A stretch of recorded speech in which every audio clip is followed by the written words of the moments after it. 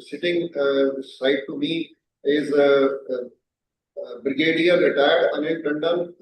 Presently, he is Director General Broadband India Forum, and one of our speaker who's at this moment in USA, and he will be joining us online. And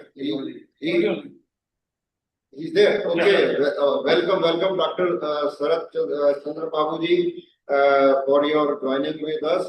And I may tell you that Sarat Chandra Babu is former executive director and director for society, electronic transaction and the security. So welcome you all, and I think we must proceed further, and I hand over to Mr. Lokesh Bhatt, moderator, and he will continue this program. Thank you. Thank you very much, President sir. And I want to thank Nil sir who, before coming in, I just made a call to Jen sir, and I was asking how should I address Brigadier. So we had a little bit of conversation on this, and I'm in corporate for almost 2 decades now, and I learned that you are also in corporate, and you have my life behind what you have executed behind that. It's really glad to have you in the room, sir. And I want to say a very good evening to all the ladies and gentlemen in the room. I know people are coming in, and sir, we have 3 dozen of people join us online right now, and we're expecting this count to fill by at least 5 dozen. That's what I know that we have been. And I must also admit that this is the first attempt where we are planning a hybrid. So we thought it will be useful, and I think people will get accustomed. And once this webinar releases online, people will be very, very enthusiastic to join us next time in person. And it's my honor to extend a warm welcome to our President, Shri Satpal Singh Ji, Honorary Secretary, Shri Pramod Kumar Ji, our district speakers, Dr. Sharat Chandra. I know, sir, this is too early morning for you, and we are really apologizing, pulling you out of bed early in the morning, and really thankful to you for accepting to be with us on this occasion. Also want to thank Brigadier retired Anil Tandon sir with us in the room, and also Shri Atul Jain ji sitting next to me, part of Broadband India Forum, and all the valued members of Institution of Engineers Delhi, State Center, and also a very special welcome to wider engineering community. Our session today aligns with the spirit of Morse code, which is celebrated every year on 27th of April. We have kind of preponed that to fit to our schedule. And Morse did something which was very, very fundamental, yet revolutionary in what they did. So, because IEI has been in existence for more than 100 years, we started with core engineering, Brigadier, and it was later diversified. And now we have people doing computer science engineering and other model engineering branches also. For somebody who is unaware of what Morse code is, it's a method of communication that uses a series of very minimalistic signals to convey message very crisply, no ambiguity, and in a very strong fashion. Although it was invented nearly more than a century ago, but the significance of the protocol still exists, and it is very much appreciated. It was the first time we had a long distance messaging enabled. And remember, this was before the era of many modern technologies. There were no modern fancy technologies before a century when Morse code did this. And Mr. Morse did his Samuel Morse did it with utmost precision, resilience. It was a great act in the communication history. Sir, if I go 2 decades back in the history of India, when I was a young pass out from my college, those days the telephone used to be very costly, mobile phone used to be very costly. Yes. And in India, we had a culture of missed calls. So if somebody from my family will leave the home, I'll ask them, the moment you reach, give me 1 missed call. Yes. If you're in trouble, give me 2 missed calls. So that, if you have made your own Morse code. So if you look at this, the ingenuity of Indians, we kind of adopted, we don't know what we adopted, but Morse code do something with the exact precision. It is very simplistic in its nature, but it does something fantastic and very, very reliable. So I think that's the spirit we are here to discuss on.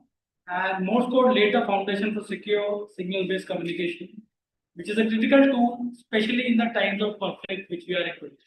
We are seeing what is happening in the world, how there are conflicts between neighboring nations, not only in the Asia Pacific, but you go to any continent, you will find one conflict going on. And I was discussing with Chairman Sir that moving forward, the fights would be all digital. Yes. You will have digital soldier guarding your nation's critical assets. And if a nation want to destroy other nation, they would not need to send an army. They can simply make your nuclear substation functional abruptly. It can go out of control. I think in the modern world, the wars are all going to be digital. That's what makes today's agenda, which is digital defense, a pillar of progress and prosperity for modern India, much more important and much more relevant to all of us. So, irrespective of which branch of engineering we come from, whether we come from mechanical, electrical, civil, the digital has become a part of life. I don't think today any engineering can survive without the intervention of digital. And the moment you say digital, you become vulnerable to all the challenges that come with digital. That's where I'm really, really delighted and esteemed to have two digital guests, digital speakers joined us today to shed more light on it. They have the experience which is more than my age. So I'm really glad, looking forward to hear from them. And let's start. I would want to start with Brigadier Tandon, who's in the room. Brigadier Tandon is a recognized industry leader, and he has seen all the eras of revolution in Indian telecom. When India started seeing telecom, we were seeing 2G, then we moved to 3G, 4G, and 5G, and now while we are maturing on 5G, people have already started talking about 6G. And Brigadier Tandon has a very significant contribution to the major organization throughout the era.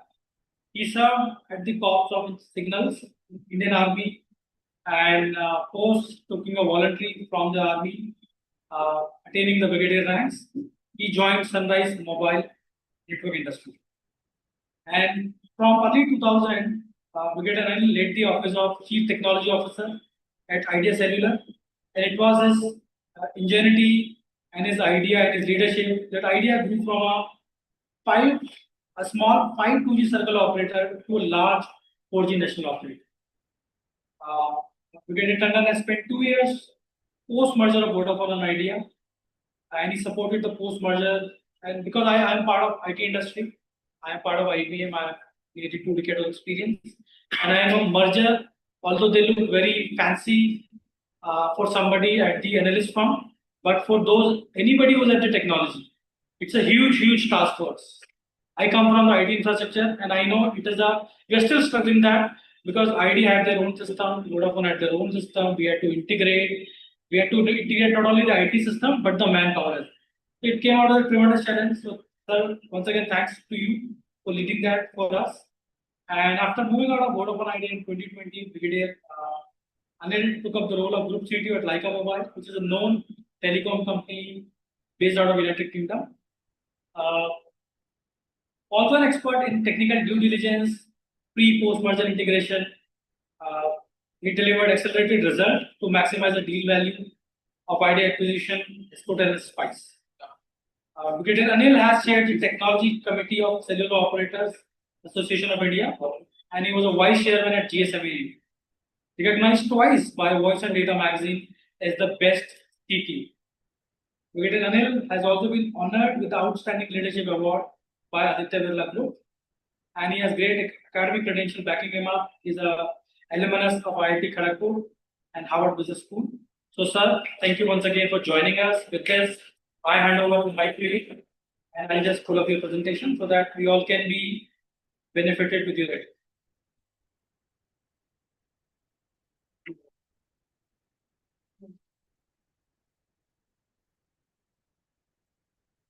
Thank you very much, Lokesh. While you are setting up the presentation, thank you for the very good words that you've spoken about myself. Yes, I've had a bit of a I have experience in the army for 30 years, and then I've been a CTO of a telecom company for about 17 years. And now from the technology, I'm now into broadband India.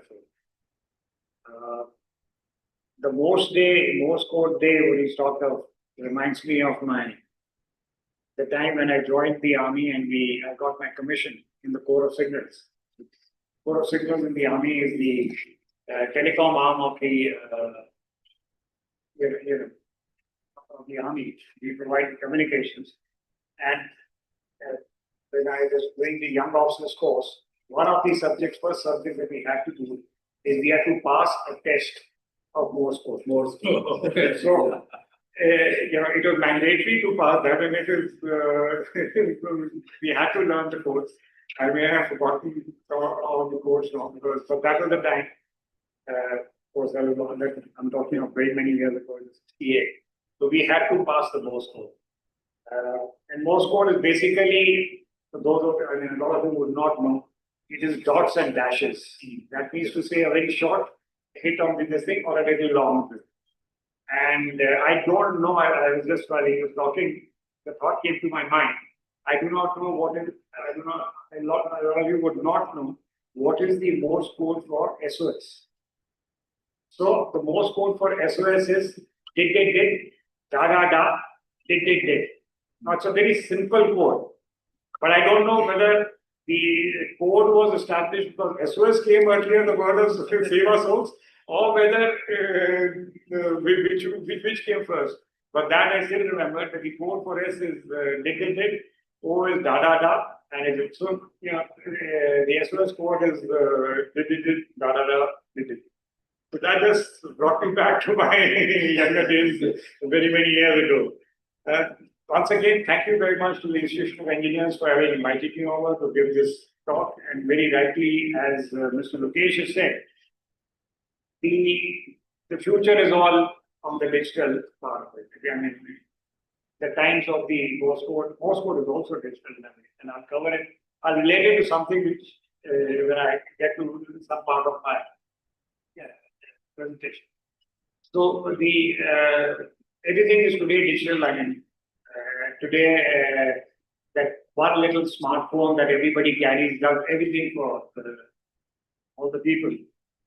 And one realizes that how dependent one is on that particular phone. If the network is down, you go panicky.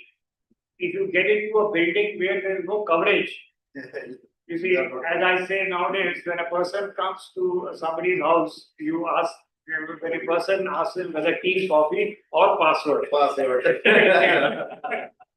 that they can get connected to the Wi-Fi. Yes. And so that is how the omnipresence of the importance of the connectivity. Earlier, when one left home, till the time you reach the destination, I mean, it is okay. Before the cellular came, nobody came to know what happened to you until you came back home. Where you were, if there was not even a fixed line telephone, then it would be quite difficult. Sorry for this little longish preamble to my talk. So I would be talking on the building a resilient digital infrastructure. And I will be talking more on the connectivity part. So the first thing is, what is the ITU view of the digital infrastructure? Now, ITU defines or includes the digital infrastructure as an internet backbone, which can be the national backbone or the international backbone, which is based on the undersea or subsea cable, or submarine cable is subcontinent. Then there is the fixed broadband, which is by means of the coaxial cable, and today it is the optical fiber cable, the OFC. Then there is the mobile infra, which you are all using today and so conversant with it. Its towers, its radio, and its backhaul, all that form part of the mobile. The next is the satellites, which provide you the communications, broadband. There are data centers, cloud computing. UV stands for the equipment which is used by you, mobile handsets, PC, modems, and Wi-Fi's. Obviously, the next part of the digital infrastructure is software platforms and the network edge devices. But as we saw in the topic, I'll be focusing on the connectivity part, and if you were to look at the connectivity part, my focus would be on the first four, mainly for the first four, a little bit of the fifth one also, elements that are put out on the screen here. So if I was to convert this into the pillars of the digital infrastructure, there is the advanced mobile technologies, where it started with analog, 1G, then the digital, the first thing was the 2G, 3G, 4G, 5G, and then we are hoping to see the 6G by 2030. There is the fixed fiber and the subsea cable. Then we have the modern Wi-Fi. An integral part of this is, whether you call it an infrastructure or not, but for all radio waves to work, spectrum is a very important thing. And it is a natural resource, but a limited resource. And therefore, control of the spectrum and its optimum utilization is another important thing. SATCOM, data center, CDN. In a way, it is what was there at the earlier slide. You can remind me if I'm going to really over time, so I can slow down. It is you to decide, because you. I think You wanted to go there, sorry. So, you know, the digital infrastructure resilience basically refers to the ability of these systems to operate effectively, and should there be any disruptions, to be able to recover while ensuring continuity in services and operation. So I will be focusing mainly on the first part of it, which is the reliable connectivity, which means providing high speed, reliable and consistent quality of internet access for seamless communications.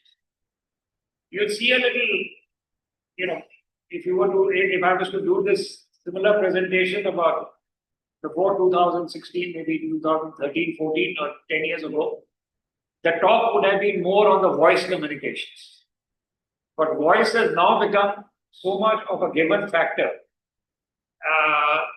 that it is actually, we are only talking of the data part of it. And voice itself has got digitalized and has become a data. So it is no longer analog. So once it's part of a data. So really you will see that when we're talking about digital infrastructure, may not refer to voice at all, but voice is an inherent part, because it today goes as packets in the form of in the digital system. Of course, having secure data centers where, you know, so that we can have a disaster recovery, then system scalable is one of the major things, is scalable, and it's very important for India. Because in India, any product or anything that comes in, you require a scale. I remember in my days of the as the CTO of Idea Cellular, if I was to visit you know, Ericsson in Sweden or visit Nokia in Finland, they would be amazed at the amount. We used to say it, and those were days we were adding one Sweden or one Finland every month as subscribers. So, you know, when those people look at a system, India, China, and maybe to some extent US are the best places to see the scaling up. So scalable systems for India are very important. And obviously interoperability is very important. Different people create different systems. If they don't interoperate, then there will be a great failure. Okay, on the connectivity part, there are three parts to it. One is the international long distance, which is today basically the subsea cables or the satellite. On the domestic long distance, it is the national long. It can be by fiber, it can be by microwave, or it can be by satellite. And then there are the data centers, which are also part of it, because the connectivity goes through the data centers, which are the switches, the routers, and things like that. On the access means where the subscriber is able to access the network, the last mile as we call it. It could be the wireless, which is 4G, 5G, and all the mobile technologies, FWA and Wi-Fi. Now, FWA is a new terminology. It is coming, only more happened after the 5G is coming. FWA stands for fixed wireless access.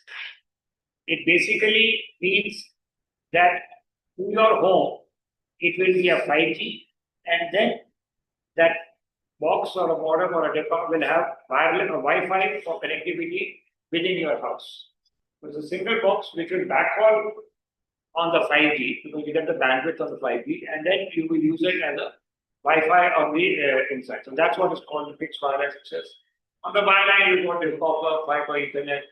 Satellite is GNBCS, which is a mobile personal communication service based on satellite, which could be NGSO, DSO. I'll cover all these and these stats. Just to give you where India stands in the communication status as compared to the global part of it. If you see the mobile penetration, which is the first column on the left, we are fairly okay. We have an 83% penetration, where the global average is around 111%. But if you were to look, FDD stands for the fixed broadband. If you look at the fixed broadband density, India is fairly lagging behind. We have only 2.8% as against the global average of 14.6%, and some of the Germany and France having as much as in the 40s. Similarly, on the Satcom subscribers, we just have 0.25 million, while USA and others are much larger. Same on the public Wi-Fi hotspots, because there also numbers are much less. And the last column, I do hope it is not covered by the other window there, people can see it. India has about 47.6% unconnected people. You will ask me a question, and India's mobile penetration is 83%. How can you say that it is only 47.6%? The point is that 83% includes a lot of multiple connections. A lot of people would have two connections. So the people really, and there would be some business connections. So really the people who are connected is about, roughly half the population still remains unconnected. So I thought I would explain this, because otherwise, so there is a lot of scope for us to move, especially as you see on this, on the fixed broadband, on the Satcom side, and on the public Wi-Fi. And that is where I'll be focusing on that as to what is the status of each one of them, and what we need to do to be able to improve. Some of the policy advocacies that we are trying to do as a BIS is also part of. This is showing the data monthly consumption. If you were to see the graph on the left, it is talking of the fixed broadband. Fixed broadband in US is 641. In India, which is the second on the right, which is not really measured, but this is what the BSNL people have said, it's about 189. And on the mobile, India is about now nearing about 30 years, nearing about 30 Mbps of megabytes of consumption, where the GB consumption per month. It is GB per month. That is what the consumption. And globally, it is likely to go up. All this data is going to explode 20 to 30 times. If you see in a fixed line, the consumption is 10 times that, or more than 10 times that, or nearly 10 times, even in India. While this is only limited TSNL, unfortunately, the data which you all consume at home is not being recorded by TIA, which we are telling them to record it and now present it so that people know about it. So even the mobile data will grow. So far, only about 25% of the people have shifted to 5G, rest are 4G. Once more and more shift to the 5G, the data usage by them will also go by 3x. So we have to need for all this thing, when so much of dependence will be there on this, you need a robust connectivity infrastructure. I will now, as you saw, I will now first take on the issue about the subsea cables. And it is something which may be new to a lot of you. When you have seen the mobile part of it, you see this, but a focus on subsea cables has not been there. But subsea cables carry 99% of international communication traffic. $10 billion worth of transactions happen over these cables. You see the map of the cable on the right hand side, it's very congested. The people who are sitting along with me, I have given them a leaflet which shows the map and a little more in detail and something like that. But yes, there is an alternate, that is a satellite. But that alternative has limitations because the bandwidth available on that is much limited and the latency is much higher. So this is very critical for business transactions and the flow of data across the globe. another reason why it is picked up now. Okay, before I come to that, I'll just briefly explain to you how a subsea cable looks like. If you want to see the diagram, there is a dry plant and there is a wet portion of it. The wet portion is what goes under the sea, and normally it is anchored to the seabed. Okay, and then when it lands at the beach, there's a beach manhole. Then there's a cable landing station, CLS, and then from the cable landing stations, they will have their power feed equipment, the submarine line terminating equipment, and things like that. That's for the network management, etc. So the other point to note here is that the first subsea cable, transatlantic, was operational in 1858. And even in India, it came in 1863. But nobody talked about it. And what did it carry at that time? The Morse code. I was about to ask that, what could I have carried? What could it carry at that time? It was the Morse code. Because if you wanted to send how did your telegram come? I mean, none of you have seen a paper telegram. So you are, sorry, I'm a fossilized person. My letter was came to that. So there used to be a telegram, but how did the teleprinters came much later? It used to come through the Morse code, and the Morse code was converted into the thing. If you were to see the World War II movies, you will find the Morse code being intercepted on the air, and then they're trying to find out as to decipher, because it was all encrypted. Whatever went on the army side is encrypted. So I just wanted to highlight that the first subsea cable has been there. In total, there is about 1.5 million kilometers connecting everybody. It's a very expensive proposition. The cost per kilometer roughly around $50,000, and it takes about 1 to 3 years for planning, and another 2 to 3 years for execution. So maximum depth is about 4 kilometers. So I was saying before this, there are various conventions, and they are, again, if you see, subsea cable conventions are also from as early as 1888, and it was considered even then a punishable offense. There are Geneva conventions on it, but if you see serial number 4 onwards, that there is a recent recognition of the importance of subsea cables. From 2002 onwards, there's a UN General Assembly resolution. So experts meeting, and now in November 24, there's an Internet Advisory Body for submarine cable resilience set up by ITU and the International Convention for the Protection of Submarine Cable. And Secretary Telecom of India, DOT Secretary, is a member of this forum. Why it has become so important? Actually, as Lokesh just said, that everything will be now digital, and the wars will not be fought by it. The last few years are indicating that there have been some cuts on the cables, which may be intentional. So, cutting of the submarine cable can be an instrument of war. Exactly. You cut off that from the world. There are examples. In March 2004, Red Sea, it happened. It impacted the 13 countries. But more so in November 24, it was that the Baltic Sea were cut off. It is between the Ukraine and this war. Now, governments are suspecting that it is a deliberate attack. We do not know. But the point to note is that this could become likely to become an instrument of war, and how it can impact, and that is why there is a lot of talk about it. We had just conducted the 25th of March, the first ever international subsea cable conference in India, just here. So we had a great participation. It was eye-opening for everybody. Now, if you see the map of this, there are 2 constriction points. Anything that is moving from west to east passes through Red Sea, and then if anything going from this side, there is the South China Sea. These are vulnerable areas where things can happen in flat.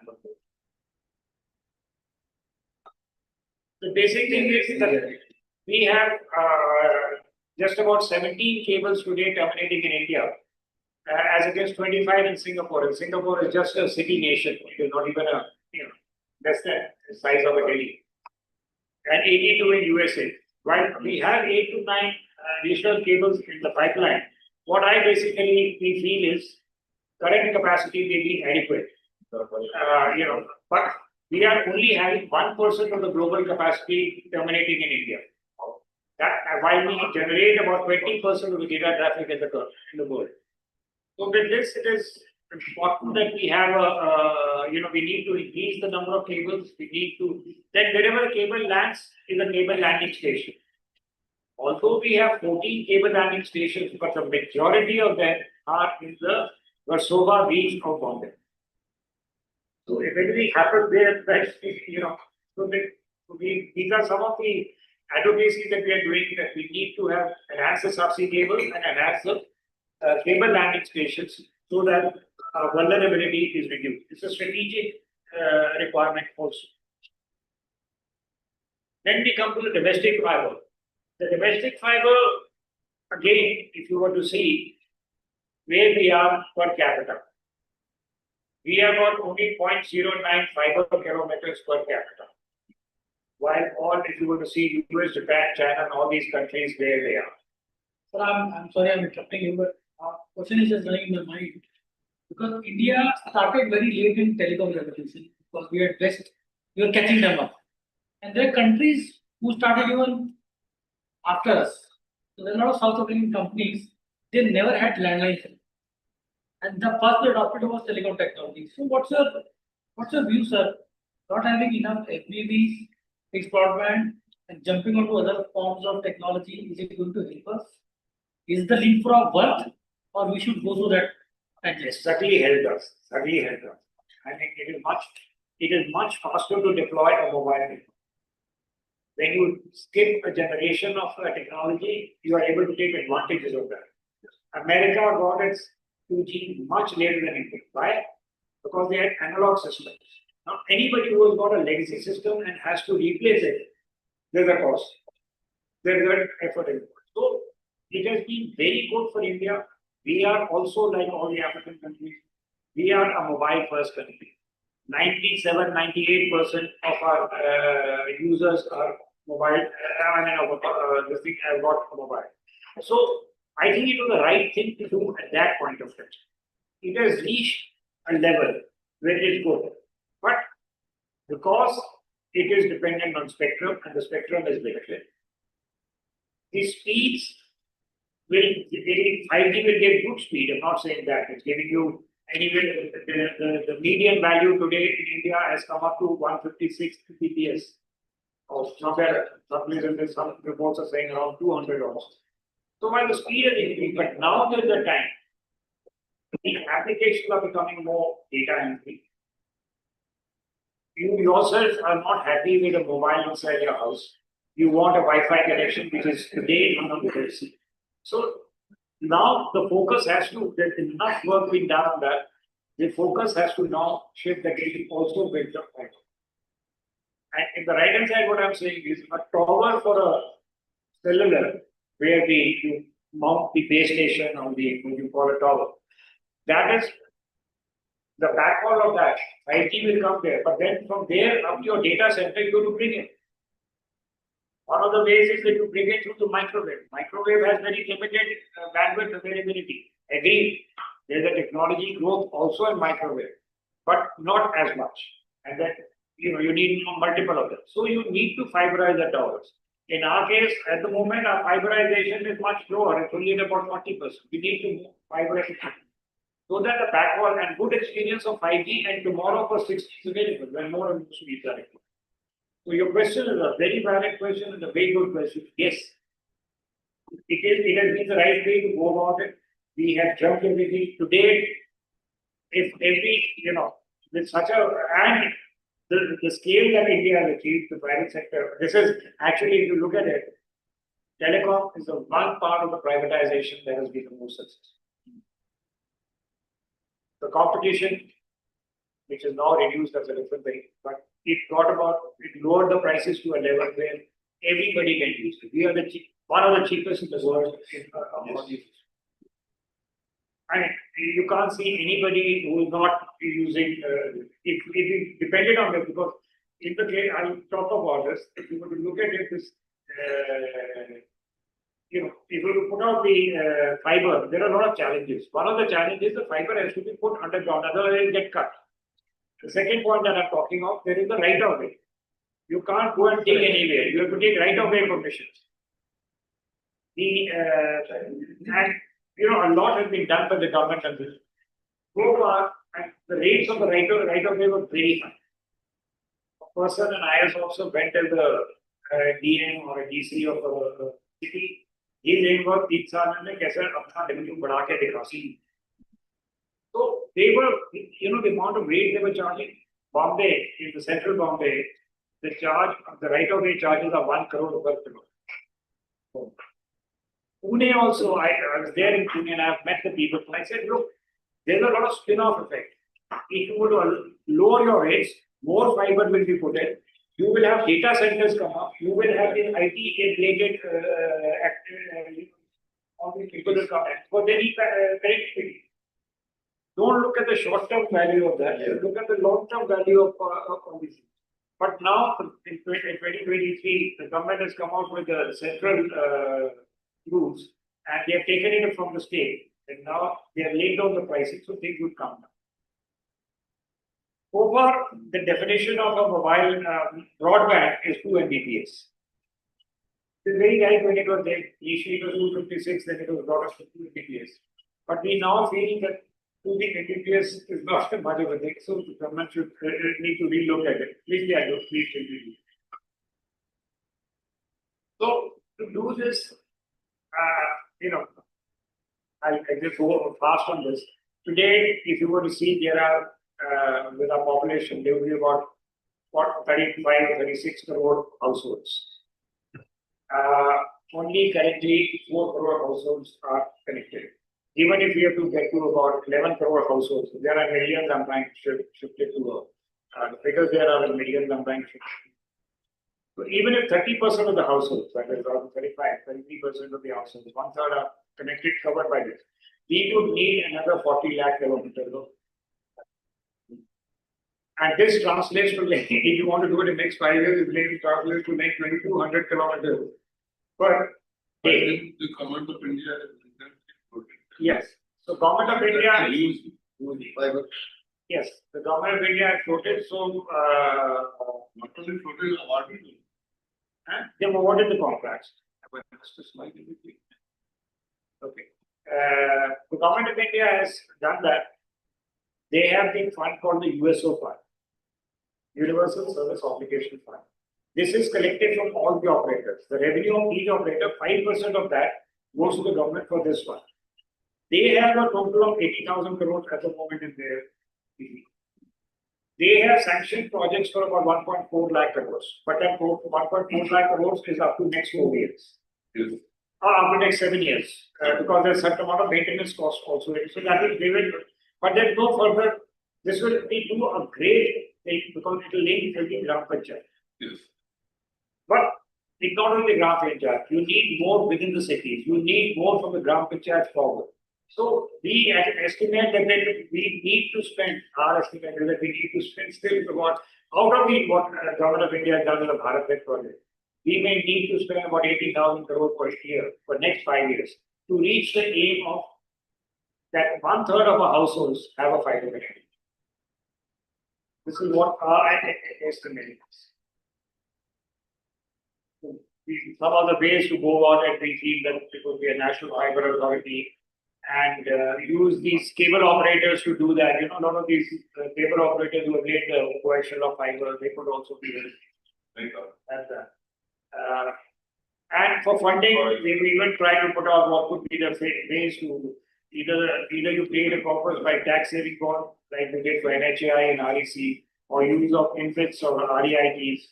And it's, you know, a lot of us as an operator, you would lay fiber, Airtel, Idea would lay separately, Airtel would lay separately. There's a need to have this shared infrastructure. That's why we are trying to say that there should be a national body which does that. And we need to incentivize sharing. We have even said that for the fixed broadband, don't ask any license fee for next 5 years. So these are some of our areas that we advocacy that we are trying to do, so that now the fixed broadband should also come. The next I'm coming to is of the satellite. Again, satellite has been there for many years. It's not that it is something new. But there is a resurgence of satellite. Why that is so? It is because the technology is so much advanced that the cost of launch of a satellite and the cost of a satellite has gone down tremendously. And the size of the satellites have come down, nano satellites. And today, when you see there's a launch of a satellite, it is 200 or 300 satellites are launched in one satellite. So that, and each of the electronics having developed to that extent, the bandwidth available today on the satellite is much more. And that is why you see this resurgence of the satellite which is happening. And it can be used, of course, it's used for disaster relief, for emergencies, one part of it. It's used for GPS and all your helping you, and that is another part of it. But now, even for communications, like what Elon Musk is trying to do, but the other application of this are, while you are on a plane, you can have data. It started. I know, so that is, and it was very expensive, but hopefully it will come down because the cost of this whole thing should come down. It was prohibitive. The cost was prohibitive because there was limited bandwidth, and the cost of setting up all these things was a lot. And just to give you an example of what it is, there are three types of this what we have already seen. There is the geosynchronous, which is synchronous, that means in every 24 hours it takes one round of the Earth. Then there is the medium Earth orbit, which are at about 8,000 to 12,000. Geosynchronous are 36,000, and 5,000 to 1,000, 500 to 1,000 kilometers are the low Earth orbit satellites. Like Starlink is at 550. OneWeb, which is the Airtel one, is at 1,200, and they complete an orbit in about 2 hours or something around that. So once you are only covering in such a short time, you need the number of satellites requirement goes up tremendously.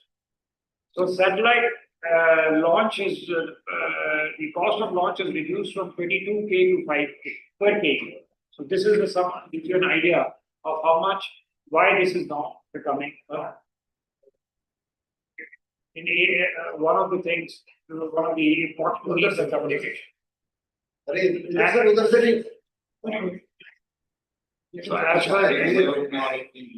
the 22 United Nations office, there are as many as 8,300 satellites today in the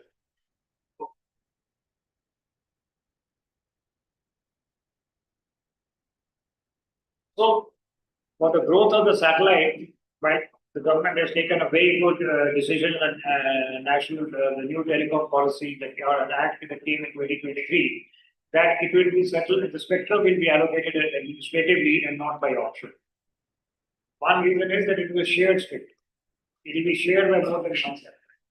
So anything which is a shared rate, you can't auction it, because then there could be.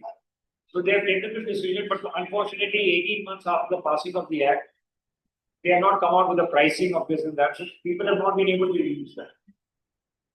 On the other hand, what has happened is, let's say, whether it is Elon Musk or Starlink or whether it is OneWeb, they are launching their satellites for the grid.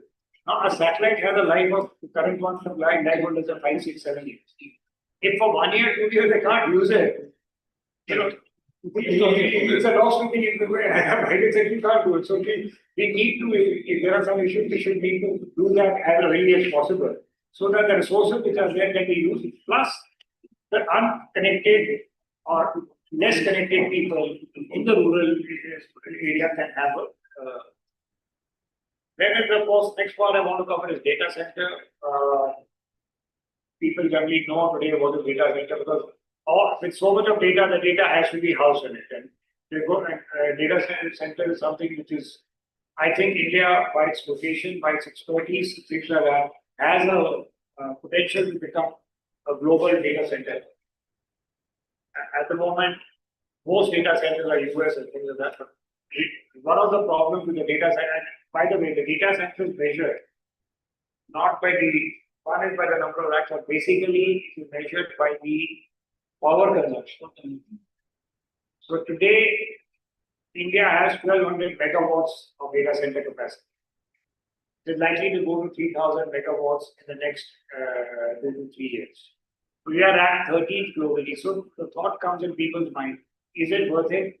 Should India have spent so much on data centers? After all, we've got shortage of electricity. Sustainability part of it is also important. Do we have enough, renewable energy available to us now? But it will be good to show you that, okay, there's some of the types of data centers, some only do co-location, then there's the cloud part of it. The high end could be the managed services. And today, a lot of these hyperscalers like Meta, Amazon, Google, they are all setting up big data centers. They're even setting up their own international subsea cable for their own. But what I want to highlight here is that you'll be surprised, pleasantly surprised to know that in India, about 46% of the energy in 2024 was renewable. Second last column on the right. So they were using 46%, and it is expected to go up to 61% by 2030. Also, because of this smaller nuclear reactors, yes. Micro nuclear reactors that we're trying to get from that country. So I think we are pretty well positioned, and I think we could be a global data about the world.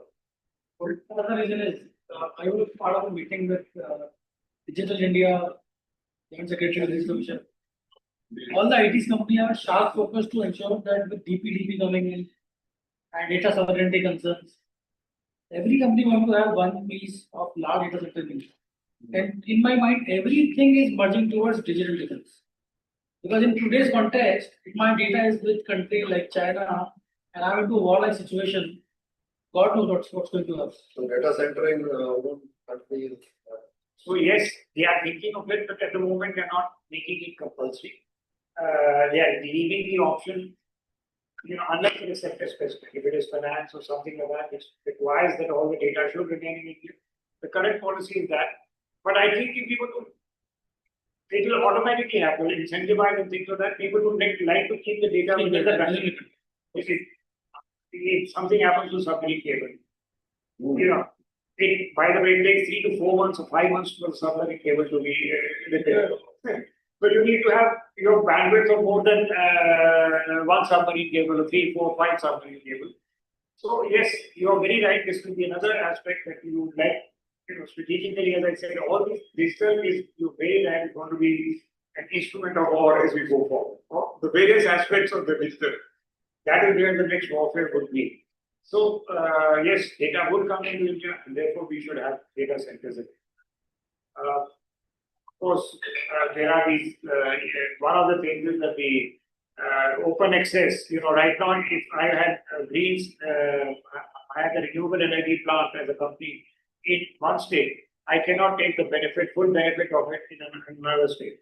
So that should be a lot. In Rajasthan, etc., where there are a lot of sunlight, you can have a lot of solar energy, you can put up interest energy. So that should come up. On the mobile technology, 5G has reached about 10% of mobile base, I think 20%. I think I need to. No, sir, you're touch. Sharat, I am okay. Are you okay with it? Or with the rest of your team? Anyway, let me try and see how many more slides you get. What I want to remain is that today, while 5G 4G is coming, there are still 200 million, that is 20 crore people still on 2G handsets. So 2G handsets don't have access to data. We don't have plans to support 2G. If you look at telecom companies' plan, 2G is continuing to be supported. Jio never came with 2G, only came with 4G. 3G is being put up. 3G has been shut down. Okay, but 2G will not be able to shut down because of these people. So we have to think of a plan. Small with them, and they don't need. They don't need a screen so big, and they don't. So you have to, number one, make the smartphones cheaper, and number two is educate the people that what is the benefit from it, so that they start to use the thing. So that is one area which we need to focus on. But Otherwise, the mobile technology, I must say, is done very well. It will, on the industry 4.3, okay, this is the urban-rural divide. We still have a digital divide of about 65%. And it is sort of stagnating. So this is an area which we need to focus on and to be able to do that. Then there is the concept of a private 5G, which in enterprises have its own 5G or 4G network within the country. And while they, globally we just got a handful when some, globally there are about 700. While the TIA has recommended that you could be given spectrum directly to an enterprise, but somehow the DoT has not accepted it. So the expert's opinion is if this happens, then it will be possible that maybe it will become the private enterprise. Now, private enterprise, what does it mean? A lot of you maybe are from an industry, you realize if a car setup is there, automotive production, though there may be robotics and things like that, but everything is wired on a, the directions are coming to it through a wire. So if you have to change from one set of assembly line to another, it takes a long time. So you have to do the rewiring and everything. That they need to go for wireless. So if that becomes wireless, then you can switch from one part of this thing to within this. You need it within a mine, let's say, within an enterprise. All these places you need. So this is what we need by the enterprise level. Then the other part is the public Wi-Fi. You go abroad, Everywhere it is free. it's free but you go to the airport, you still have to connect to it. You go to a Starbucks or any of these places, you get it. The water you go to, but even in streets and public places, in India that has not happened. And if you see our figures, we are very, very. If you last column you see our public Wi-Fi. If we are at 1, UK is at 175, US is at 50, and China is at 75. So we are very low on this. So we are also advocating that there is a need for more public Wi-Fi to come up. And for that, there's a need, and that what we need to do. Again, speaking the same, that there's a lot of new technology Wi-Fi. So what I want to say is there's a PM-WANI, which is the Prime Minister's Wi-Fi Access Network, which is an interface indigenously developed. This has, in this, once you register, there's a central database at the CDOT which is running.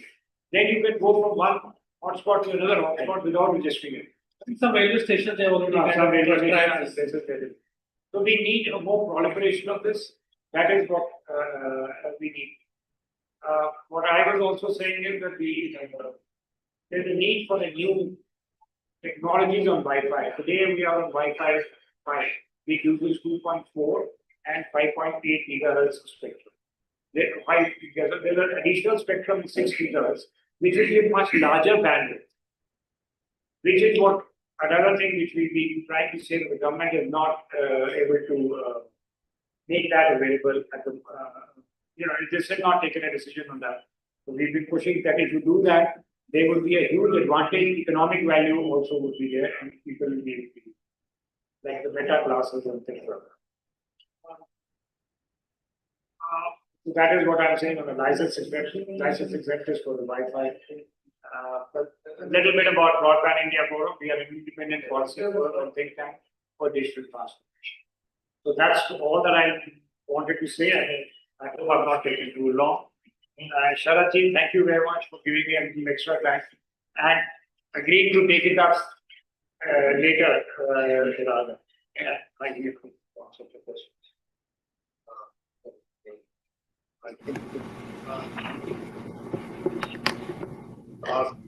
Questions. Actually, I had a lot of questions, If you have. and I asked those questions. And what I learned from beginner analyst talk is that we are often saying data is the new oil, new oil. And what I understood is that the spectrum is my new oil. Whatever oil I have, if I can't transport that my oil is going to this segment. And sir, I also want to make audience aware of your role in setting up Indus Towers. Those who don't know, Indus Tower is an entity formed by all the telecoms. Because if Idea goes somewhere, they have to set up their tower. If Airtel goes, they have to set up their tower. So the idea of making a financial smart decision, sharing is caring. Brigadier Anil had a instrumental role in that. And I see sir that acting in your advice in terms of setting, shared subsea cables and things like that, so that we as a society can grow together, rather than one part of thing going sharply and other left behind. When we share things, we have the capability to grow. So we truly appreciate your time once again, and thank you for time and wisdom you have shared with us.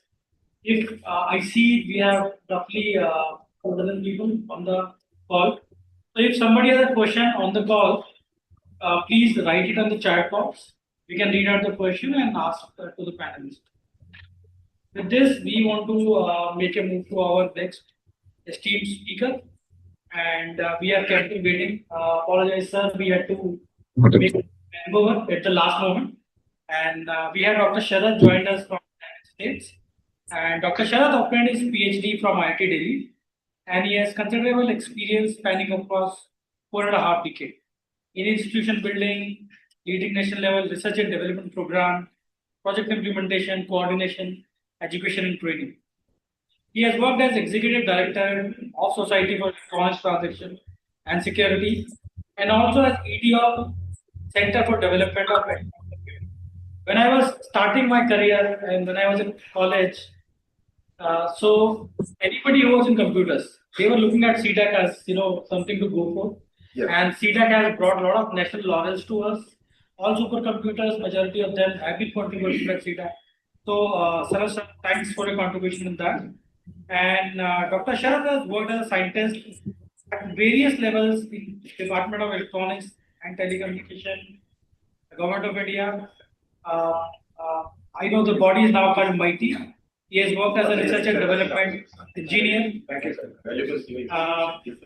And he's contributed tremendously to the industry.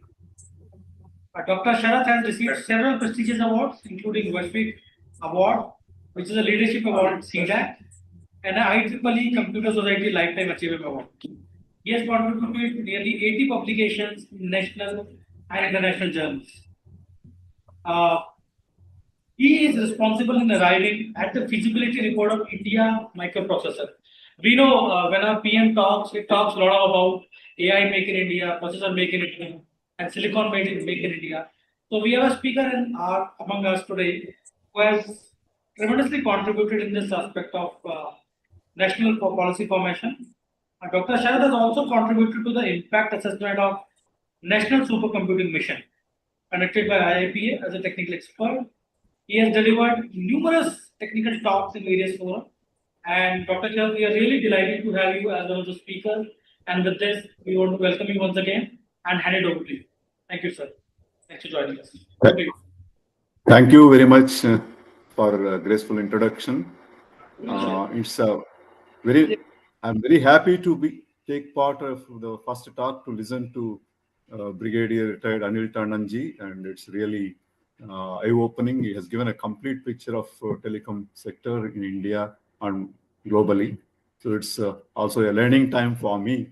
So I didn't lose anything, and though I am away from you, I couldn't join you physically, but still I was very keen to join. I would like to thank once again the chairman, Sri Satpalji, and the Secretary Pramod Kumar, and distinguished executive member Lokesh Bhattji, and other Institution of Engineer members who have taken this important step and invited all of us to be part of this.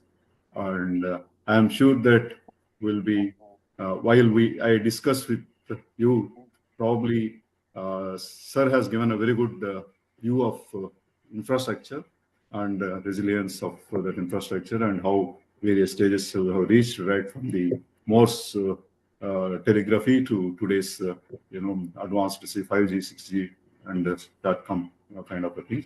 Now I would actually give a kind of try to speed up wherever I don't think much overlap is there with Sir's talk. So my focus is more on to give the cybersecurity aspects of this technology, growing technology. I would like to share my presentation, and move forward on that.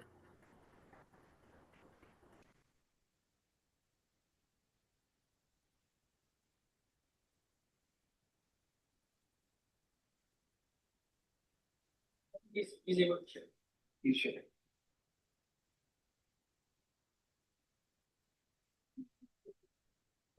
We share. Yes, share whole screen. What is presentation? Able to. Sir, we are able to see the screen, but we are able to see our faces. I think you will have to Yeah. put your presentation in your deck in presentation mode. Yeah. Okay. Yeah.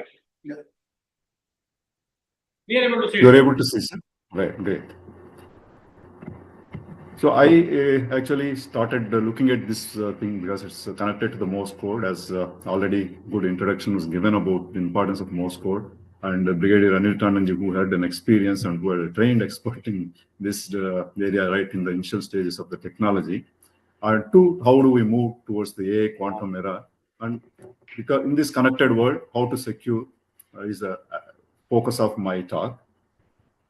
So the agenda, I don't want to mention this overall kind of a thing. Just I wanted to say that today the world is, everything is connected and everywhere, right from right from villages to the cities, everything is connected in a smart way. We are of course had a big program of smart cities, and now we are even focusing on smart villages from the government of India, right? So this is what I think people have already spoken, the earlier speakers. So just to emphasize on the day, importance of the days, this is the birth date of Samuel Morse, who has come with this unique, the first of its kind hundreds of years back, the Morse code, which is actually a beginning of transmitting the secure messages. So it's the first message, I quote, "What hath God wrought?" That is what God has done. It's a kind of expression of a wonder in a Bible notes kind of a thing. And this is what exactly he transmitted. And he worked along with another colleague also towards this, whose name is Alfred Vail. So this is actually the dawn of instant communication. And today we can say that most of the revolutions happened, evolution from the Morse code to today's 6G, 5G, 6G world, the complete voice to data communication, analog to digital communication. All these things happened. The beginning, you can say that the evolution or revolution that happened in the communications by the Morse code and subsequent things, telegraphy, and widely used for hundreds plus years in important areas like military, emergency communications, maritime, etc. I just gave how sir has already given you that each letter is represented with a combination of dots and dashes. They have gone through the important thing that the lesser number of dots and dashes for a character, which repeats more frequently. So you can, I'm not going to tell you what it is here. I just gave the Morse code of my name, Sarath Chandra Babu, the bottom of the slide. But I'm not going to tell. It's a combination of S stands for 3 dots. You can say A stands for 1 dot dash, and so on and so forth. Right?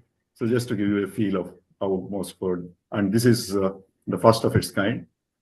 The next leap happened in the communications and in the technology is the Alan Turing's crypto analysis. As you know, World War II, as Germans have made Enigma machine, and this messages were encrypted. Is basically using the Morse code or the telegraphy. But then to break that one, we need another machine. So Alan Turing has built a machine called as a Bombay, which is shown here. Alan Turing's picture is shown here, and below him, the Bombay machine that is actually broken the Enigma encrypted messages, and which helped the World War II, to influence the victory of the World War II against Germany. And this is the Alan Turing is considered to be the father figure of computing, cryptography, even artificial intelligence. All these things, he was the first person to say that thinking machine computer as a thinking machine. He's the first person to give the very good innovations in the computing being started with him, and also secure communication, because he is the person who has paved the way for the secure communications. There is a next step, and beyond Alan Turing, a lot of things happened. Telegraphy, telephony, internet, IoT to 5G, 6G, and each leap brought faster communication, but it also created new threats. Way back in 1988 or 89, Morris, the student of the University of US, has created a Morris worm, and that created a congestion in the very rudimentary internet that was there at that time, and that has created and opened eyes of many people the problems of the other side, growing with technology, so kind of threats. Morris worm to today, what we are talking about, phishing, ransomware, deepfakes. There is no looking back. One side, technology is growing and its importance is growing. Our quality of life of common man is growing, but at the same time, the worries of cyber attacks is growing continuously, exponentially.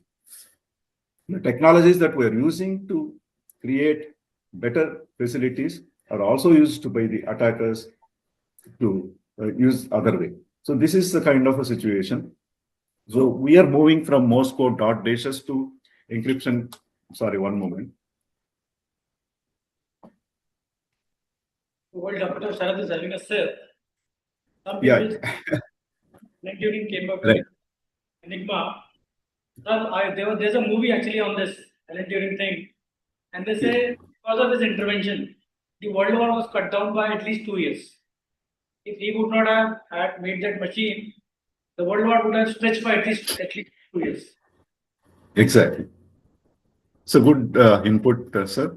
So the dots and dashes are simple substitution. That is, each character is substituted with the combination of dots and dashes. But today's algorithms to protect the networks and systems, we have complex algorithms like symmetric encryption, asymmetric encryption, like advanced encryption systems, AES, 128, 256 bits, RSA algorithms, that is public key infrastructure, and used for distributing the key, as well as the key encryption mechanism, key encapsulation mechanism, as well as the digital signatures, RSA kind of algorithms are used. And today, because there is a worry of quantum computers breaking even the RSA kind of algorithms, because of quantum computers are good at factoring the large prime numbers. So we are looking at post-quantum era, that is post-quantum cryptography is also coming. So this is a kind of a growth that is happening one side on the encryption methods. And earlier it was human readable, now it is machine only decipherable, susceptible to interception earlier. That is, a person can easily make out of a message once he is able to get the dots and dashes. With an intelligent telegraph operator can intercept and or knowledge of the this Morse code, they can intercept the messages. But today it's quite difficult, though even today the attackers are finding ways of doing things. If you say 256-bit AES key for use in a secure digital channel, it is to break it, it requires even all computers put together in the world, so including supercomputers, cannot break that one. But there is a possibility that the side channel attacks can happen, that is using the power spectrum, electromagnetic spectrum kind of things. You will be able to break the secret keys. So this is a very high-end research, and things are happening already, and people are also working on how to stop the, how to provide solutions to stop the side channel attacks using the power spectrum and electromagnetic spectrum and other methods. So this is totally automated. Today's cyber security is totally automated, integrated into systems and applications. So the as Sir has already given the communication side, I'm just giving you in the area of cyber security how things have happened. Because when we are talking about Digital India and its capabilities, while we have an excellent roadmap made by Government of India under the Atmanirbhar Bharat Abhiyan and also Viksit Bharat Abhiyan, we have complete infrastructure plans in the programs of Digital India, AI India, right, and national supercomputing missions and blockchain frameworks, national unified e-governance frameworks for blockchain technologies. There are so many major programs are being carried out, and this is all these things require the cyber security as a you have to establish very clearly a secure system because earlier cyber security is worried about very few people in the back behind the scenes of networking and so on. But today, everyone in boardrooms, to prime ministers and presidents of countries, they are all discussing on cybersecurity. Our honorable Prime Minister Narendra Modi ji, he doesn't lose an opportunity to inform us about how secure, how careful we have to be in this cybersecurity domain. Even latest, he spoke about digital arrests as well. You remember, so which reaches to the common man. The awareness is the key of cybersecurity. While technology attackers attack, the common man's awareness is an important thing. The programs like InfoSec education awareness, information security education awareness of Ministry of Electronics and IT, which addresses to create awareness at a high-end level to the common man, woman, children, various sections. They have created a beautiful portal giving you a lot of information how to take care of this. They also conduct a number of workshops create awareness in schools, to NGO institutes, to government organizations, at every place. So that is an interesting program. I would suggest all of you to look at infosecawareness.in portal, right? So I just wanted to, now this is a kind of evolution, digital computing era. We all know universal machine. Once again, Alan Turing's universal machine has laid the foundation for the programmable computers. And then we are enabling secure communications in 60s itself. Then it led to importance of digital signatures, digital certificates, public key cryptography was required, and also key distribution. In symmetric key cryptography, a key is used while encrypting at the transmitting end, and the same key is used at the receiving end. So basic problem is how to share this secret key, right? So there's a big problem, because if this key is leaked, everything is known. So for that, Diffie-Hellman's key distribution algorithm, a key agreement algorithm was used. Now it enabled the e-commerce and so on, and we are also having the virtual private networks, which is helping there are both ifs and difficulties about virtual VPNs. One side, it helps to securely communicate, but other side, the other state actors or anybody can, the terrorists can use the VPNs and send the secret messages.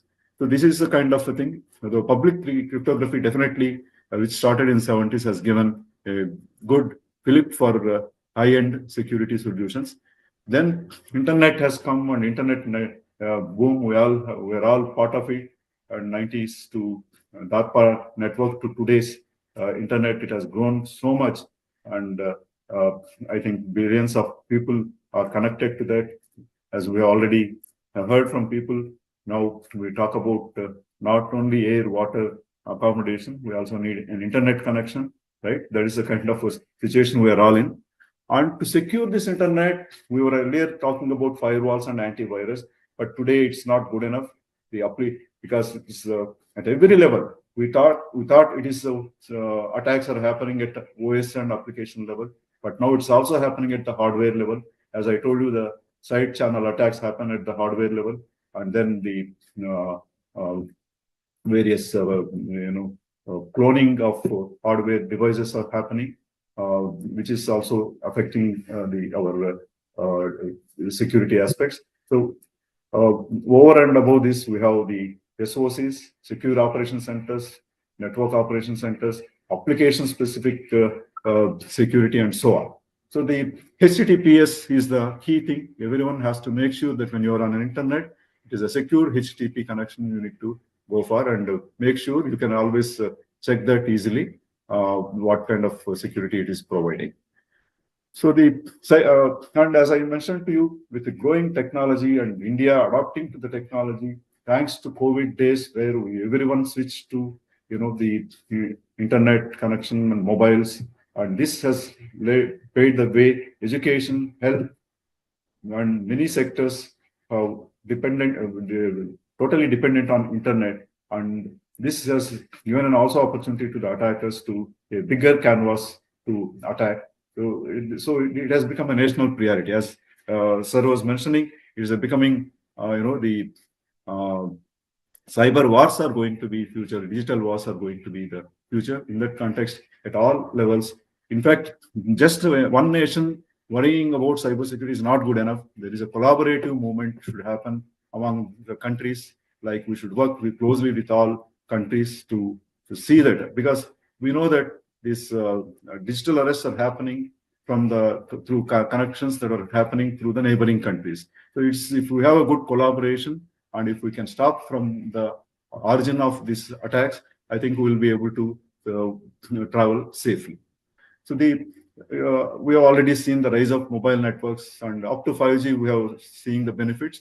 Up to 1G, 2G, 3G, 4G, we have seen how analog to digital revolution happened, and circuit switch to packet switch to TDMA to CDMA kind of technologies have taken over. Now we are looking at the rise of mobile networks, and that also require sophisticated attacks are happening on that. You can see that SIM security, secure elements, end-to-end encryption, and so on. And there are new threats, network slicing, because we are slicing for quality, for giving different quality of services in the 5G networks. And there is virtualization happening, so virtualization attacks and the low latency distributed denial of service. There are new kind of threats with new technology started. And now, the biggest problem is going to be IoT, which is actually giving an excellent opportunity to spread the technology and benefits through anywhere, but it is also affecting earlier we were talking about IT systems are getting attacks. Now we are also seeing the operational technology and process control automation industry, like water treatment plants, power distribution systems, power generation systems. They're all vulnerable to attacks because we are using the high-end technology there. Some places in the shop floor, we are using the IT and IP systems, so which are somewhere connected to IoT systems within the field. But there is, while you still separate, there are some air gap attacks are also happening. So this is a kind of situation, and we are now into some new technologies like blockchain technology for more trusted and transparent data transfers. So just Sir was mentioning that data is becoming oil, and it is much more than oil now. And how to safeguard data, especially the country like India, we are data rich, right? We are not oil rich probably, but we are definitely data rich, because we have 1.5 billion people, 150 crores people we are. And this country, whatever you talk about, health related or agriculture, anything you take, we have an advantage. And how do you take care of that technology? Blockchain, definitely, it is not just for the cryptocurrency, but it is now, I think the MeitY is taking right steps how to use the blockchain technology for very important applications, especially for the fake certificates that are getting produced by university and getting bad name to our country, and deep fakes, fake certificates to supply chain of the semiconductor technologies. Everywhere blockchain technology they are planning to use. There is an excellent program with a few IITs and CDAC, and so sets have started called as a National Unified Blockchain Framework. They have already planned, and one of the applications was already released by the Secretary MeitY recently, and they're doing it in advanced e-governance applications. So the blockchain technology is going to be important in two angles. One is it takes care of the data integrity, and at the same time, it will avoid any frauds that can happen in the digital world. So today's everyone knows that AI in cybersecurity, artificial intelligence, the way it has moved way back in 40s, 50s, the technology started. In fact, AI also, as I told you, the Alan Turing, who has initial steps he has taken, he is the person who thought that machines can think like human being, and that is how the AI started somewhere. And now we know that the kind of, while earlier we didn't have enough, the hardware to support the high-speed training that is required for AI systems, and high-speed inferences to be done using the AI systems and for the analytics. Today, with the kind of hardware that is available, CPUs, very high-end CPUs, and GPUs now taking over this and high-speed networks. So everything, data is able to come fast, and you're able to compute faster and able to take decisions faster. So the AI is able to take advantage, and now we're using in most of the applications, AI is going to be there. And AI also used by attackers. As I told you, technology is a double-edged sword. Deep fakes, phishing, adversarial AI, and so on. Okay.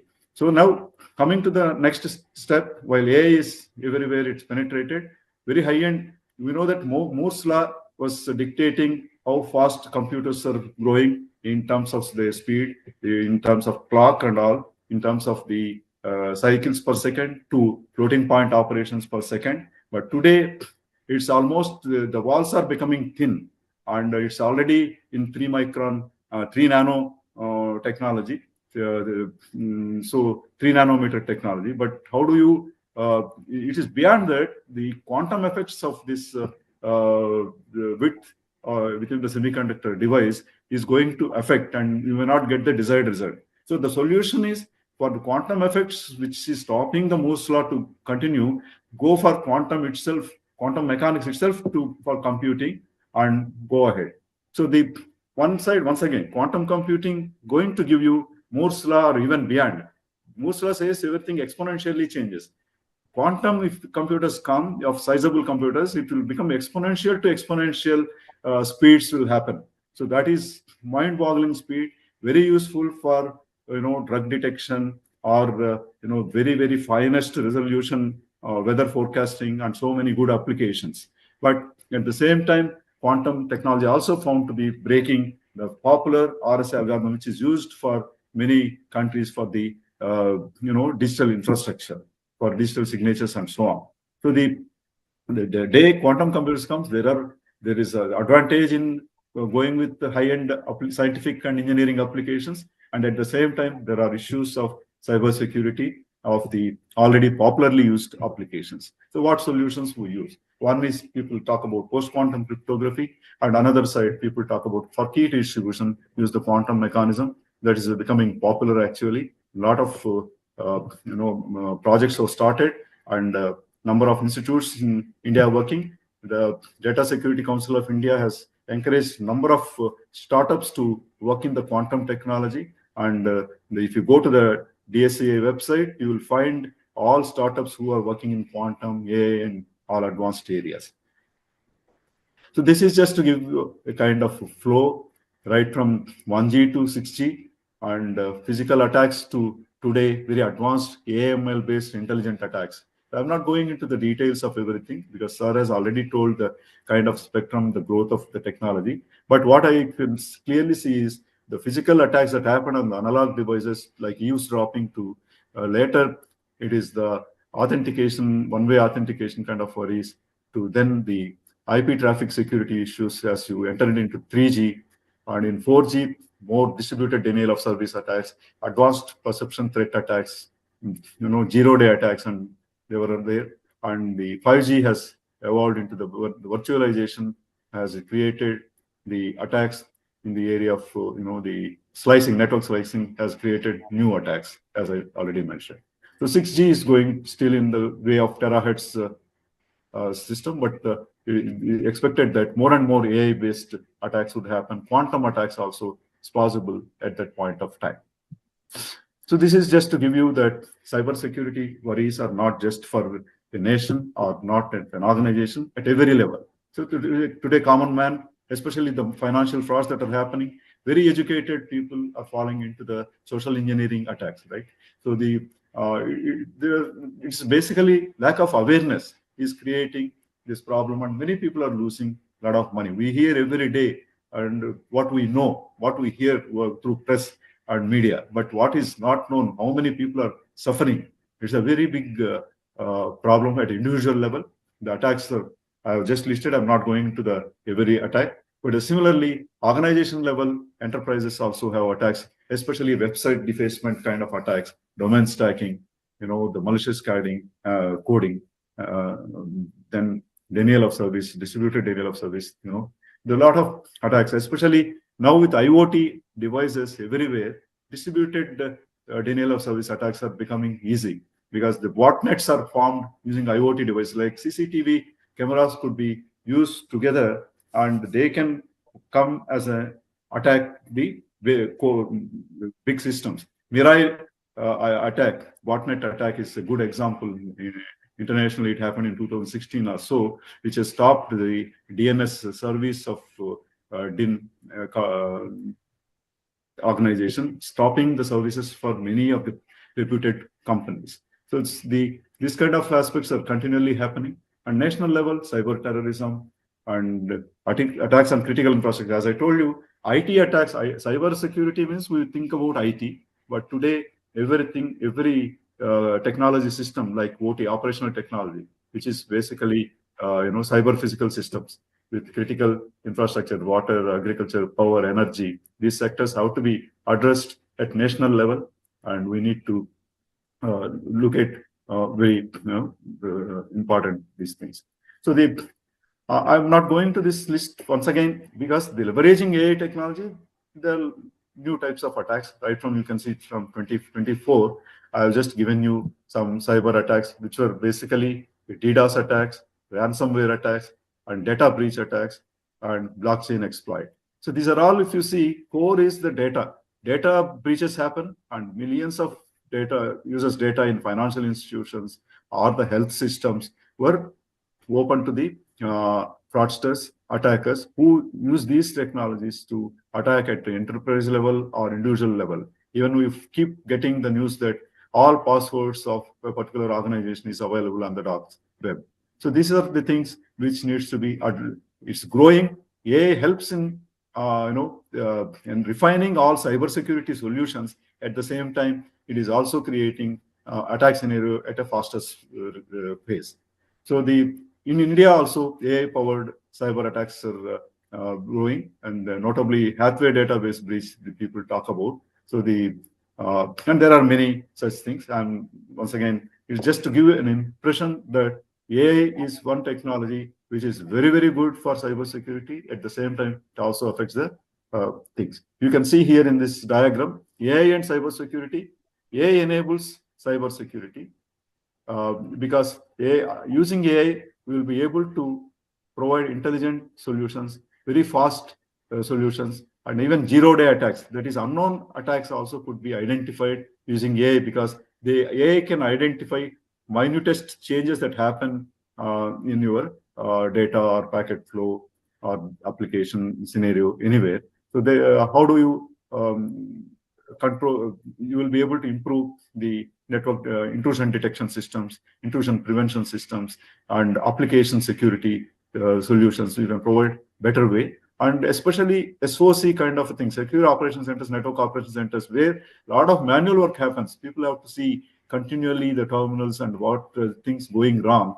Now using AI, you can automate the entire thing. You can do analysis, come out with solutions quickly, and identify where the problem is in the entire system, spread over globally or national level or within the building. So this kind of advantage is also it is also exploited by others, which is creating phishing attacks. They create the phishing attacks using AI. Emails can be created where you would not be able to even understand that it is not. It's every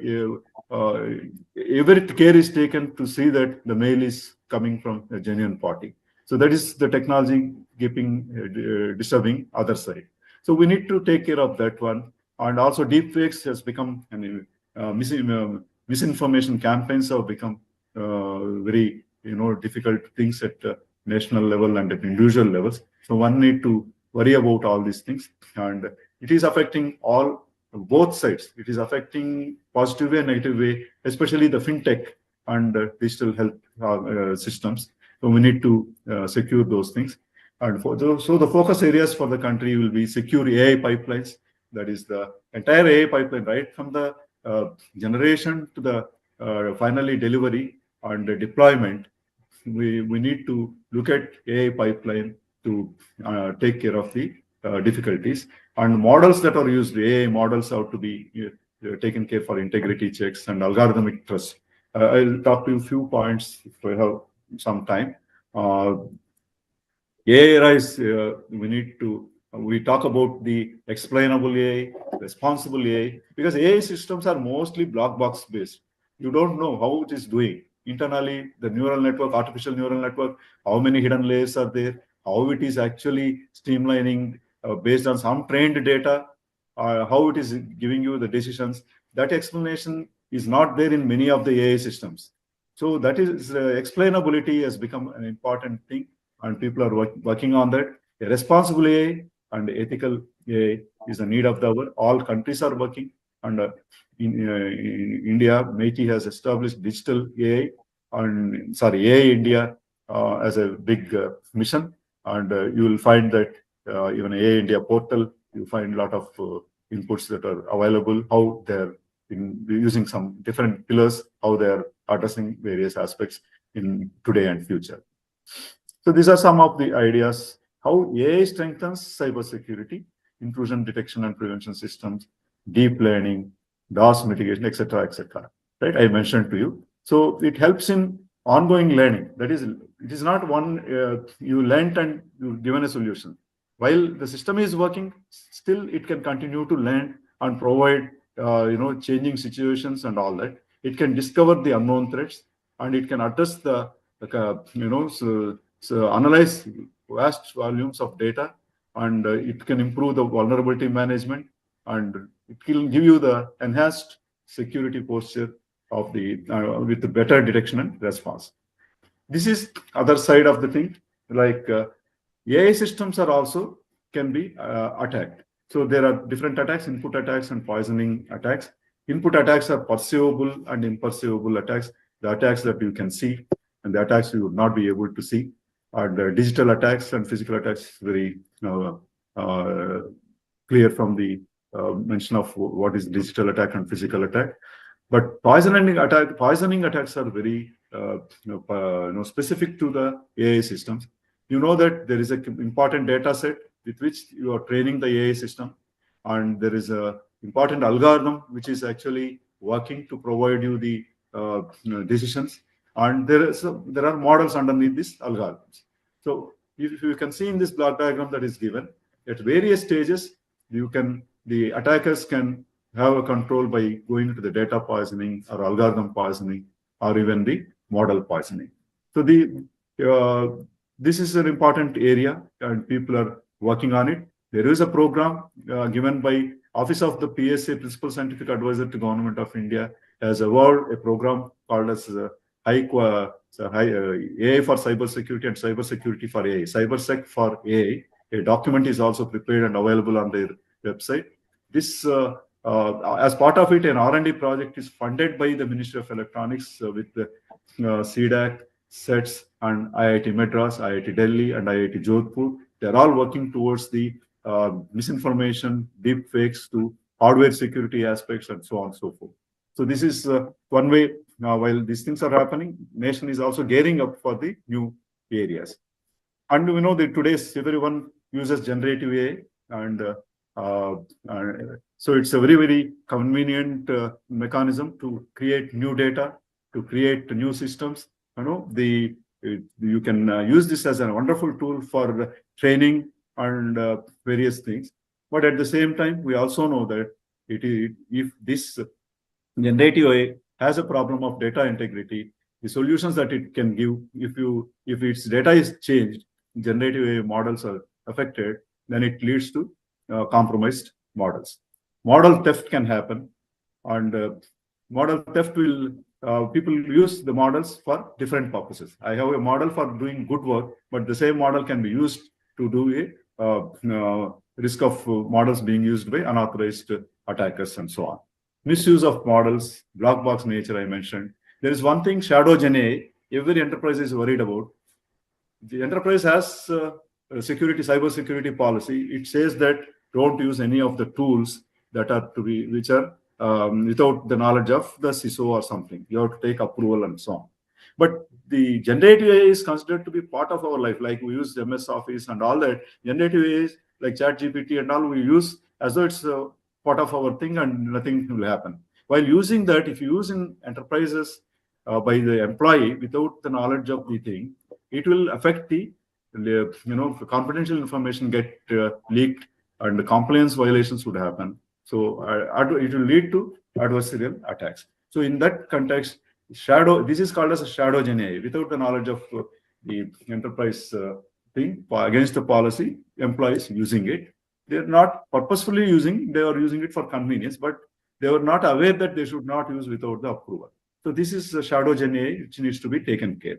The possible solutions for this is you must make sure that there is an audit, data provenance, that is right from the generation to the final data delivery, how the data is moving, and so data tracking and all those things. Probably here you need to use blockchain kind of technologies.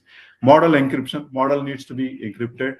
Access controls, only those people who are authorized should have the entry into the systems which are very sensitive. And for that, proper access controls at various levels should be there. And explainability, as I mentioned to you, all these systems have to explain how a decision is made. That's an important thing.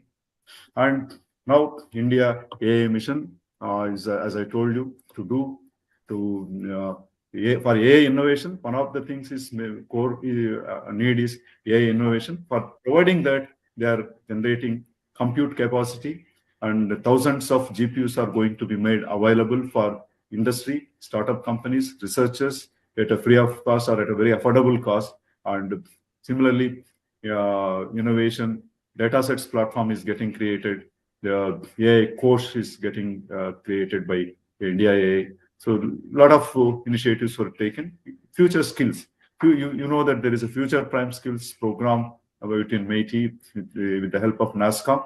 They are also helping in different sectors of technology, and definitely AI, cyber security, blockchain, or some of the key technologies, IoT, for which there are a number of courses offered to government officers, system CISOs, and also to the various researchers and so on at various levels, advanced levels to the cybersecurity essentials levels.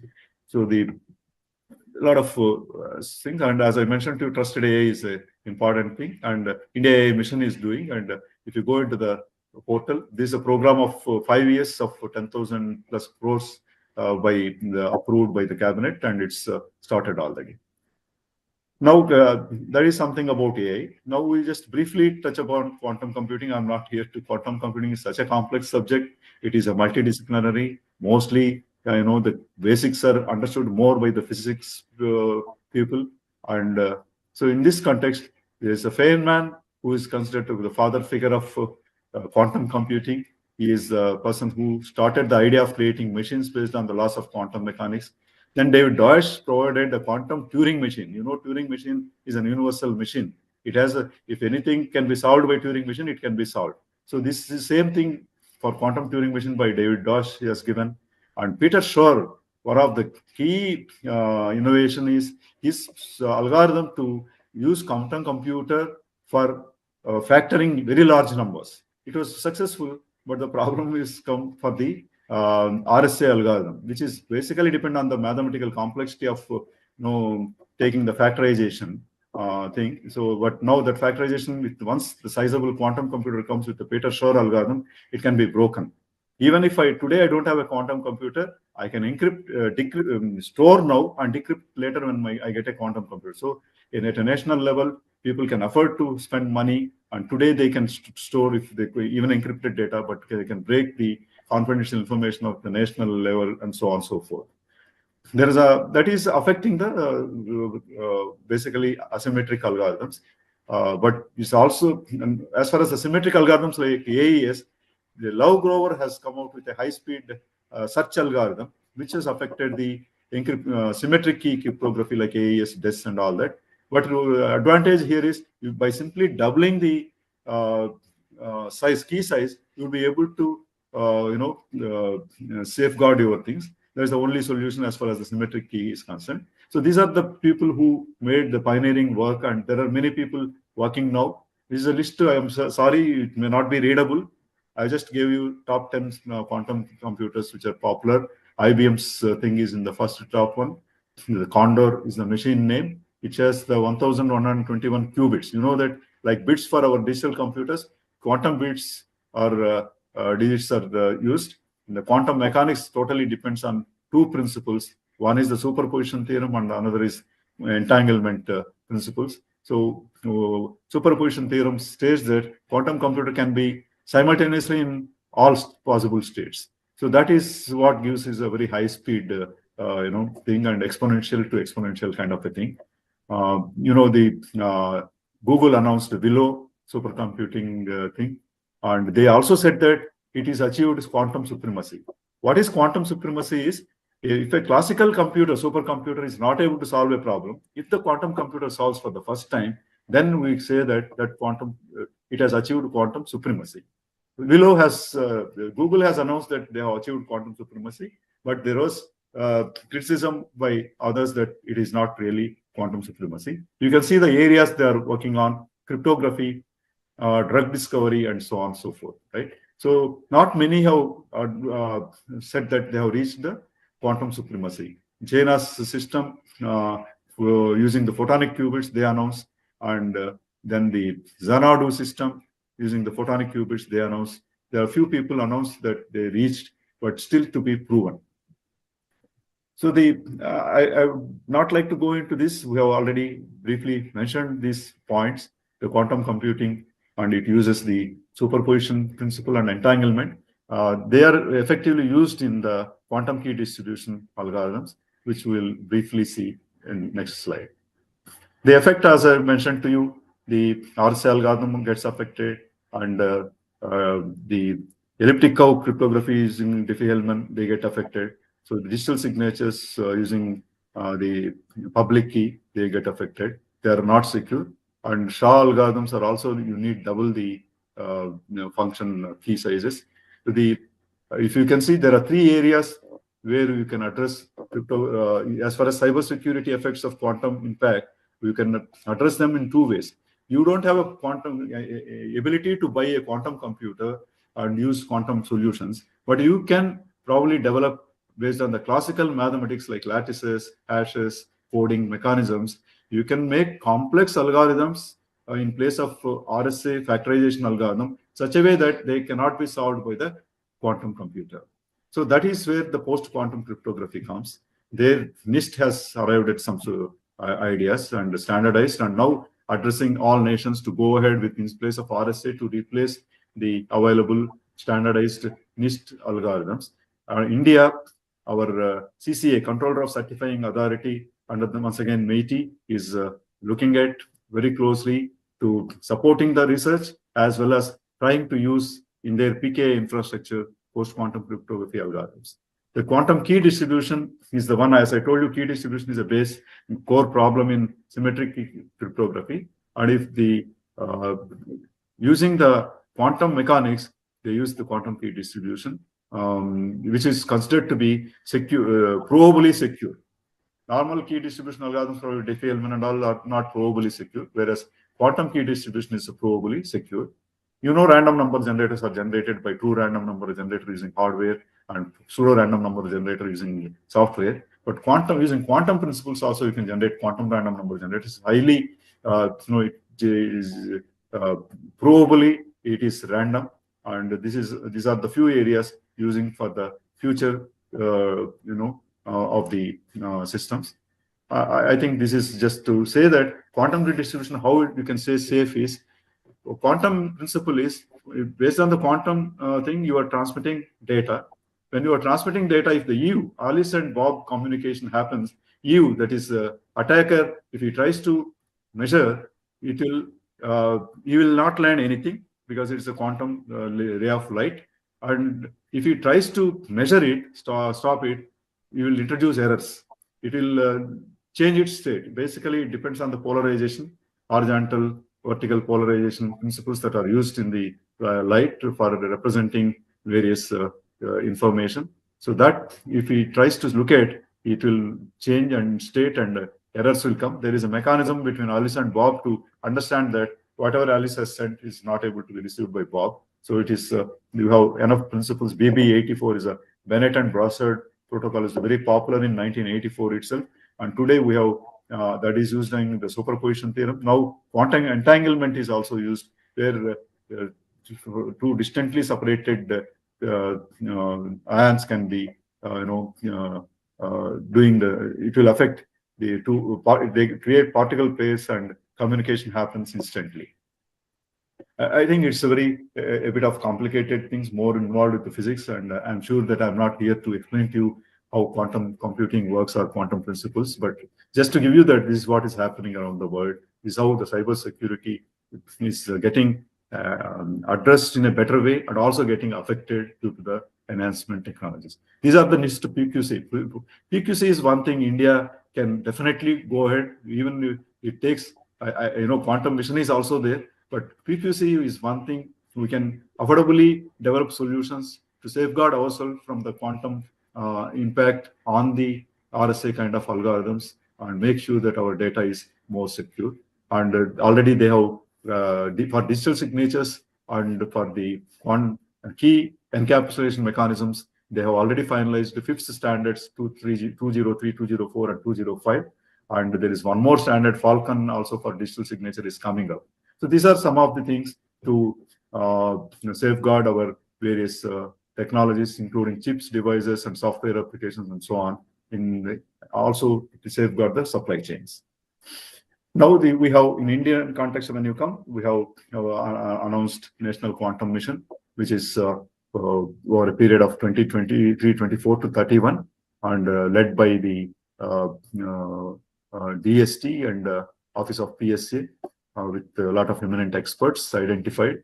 And there are 152 researchers spread over all academic institutes and research labs, and 43 institutions nationwide. They are working together on 4 thematic hubs, one on quantum computing. The key member of the quantum hub is led by Indian Institute of Science, Bangalore, with a lot of spokes members from research labs and other IITs and other experts.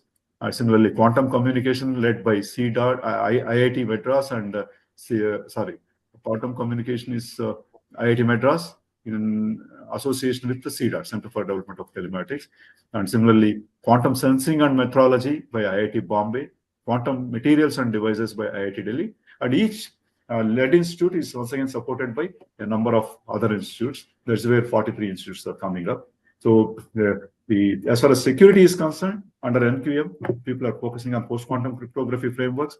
They are also working on quantum safe ecosystem framework. A document is already prepared, and IISCs, IITs, research labs like SETS, CDOT, CDAC are all working.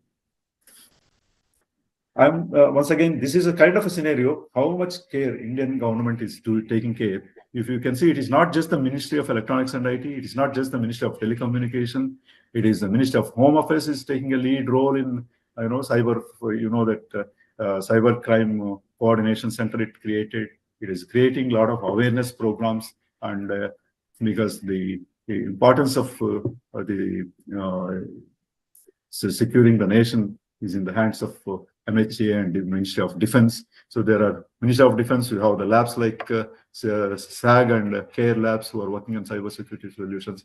Under the PMO office, there are many organizations like NSA and Department of Space, Department of Atomic Energy. Each one is working in their own way for different solutions, including IT, OT kind of solutions, using AI, quantum kind of mechanisms. MAITI, of course, there are a lot of things, Control of Certifying Authority for PK infrastructure, STQC for standards, cybersecurity R&D. There's a lot of programs funded by, say, R&D program of cybersecurity, and you have the legal and policy frameworks are coming out. The IT Act 2000 and subsequent changes, and then the recent DPDP Act. All these things are the result of this kind of programs, NCCC, Neighborhood Cybersecurity Coordination Center, and so on and so forth. So we will not go into all the details. I just probably these slides will be shared to all of you. I feel free to provide to the participants. I have no problem on that.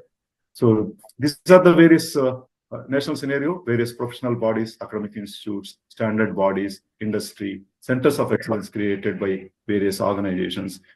Once again, really a lot of people, institutes like IITs, NITs, C.R. Rao Institute of Hyderabad, which is located in University of Hyderabad, and various universities and IITs, centers of excellence, National Center of Excellence of Data Security Council of India, focusing on startup companies, and IDRBT for banking and financial sector, and Karnataka Tech for the cyber forensics, and so on and so forth. So there are so many such events. There are standard bodies. BIS is working closely with international standards and also trying to see adopt them, as well as look at what is Indian context, what is required. ISO, of course, the international body, IEC, European body, TSDSA for telecom under the DOT, TEC, they are working closely, and industry bodies like CII and all that are there. So securing digital connectivity is just a nutshell of things like how India is looking at the robust legal and policy framework using IT Act and DPDP Act. The privacy becomes as important as cyber security. Privacy is also important, with the data being an important thing. Data becomes very, individuals' data is very important to be safeguarded, and it should not be used by people, the state actors or the fraudsters. It should not fall into the wrong hands. So the DPDP Act has come, and the rules are getting finalized, and it's maybe 6 months it will be there. Full-blown DPDP Act will be there. Already industries were asked to comply for this. Institutional strengthening, CERT-In, of course, is the core organization which looks at internationally what's happening and what are the various vulnerabilities. They will give the advisories to various institutes, and all institutes and enterprises in India, they have to, when they find a cyber attack, they have to immediately inform to the CERT-In.